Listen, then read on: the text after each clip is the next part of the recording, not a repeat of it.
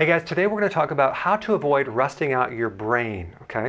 So I was reading this UCLA study on the iron accumulation connection to Alzheimer's patients. Very fascinating. I'm going to put a link down below. And that makes sense because we know too much iron in the body is very dangerous to the mitochondria, to the cells, creates a lot of damage. It can lead to cancer. So when you combine free iron with oxygen, you form a very powerful free radical that can damage the fat layer that surrounds the nervous system, the myelin, and it can just break that down. In the body, you want all the iron to be formed with a protein. Like in your blood, for example, you have it connected with a protein, but we don't want it being free. We don't want to use too much, or else it can create a lot of problems. So iron can then destroy certain parts of the brain, specifically the hippocampus, which then can lead to dementia. But it's really the accumulation of iron and having free iron in the body that creates the problem. So then my question is, where are we getting this excess iron? Two places. One is supplementation. Some of the top main vitamin companies use the wrong type of iron in their ingredients, okay? So I'm not going to mention any names, but I'm sure you can figure it out. In fact, why don't you comment below and tell me what you think, okay?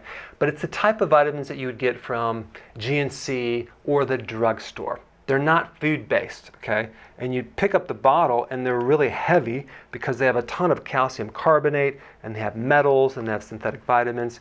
Very cheap to make, but they are loaded with the wrong type of iron, okay? So if you're gonna buy a supplement, just make sure it's food-based.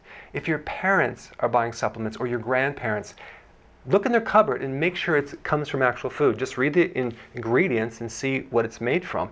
If it doesn't have food in there, just replace it with some higher quality supplement. Number two, the fortification of foods, primarily grains, the enriching with the synthetic B vitamins and the iron. That's how people are becoming exposed.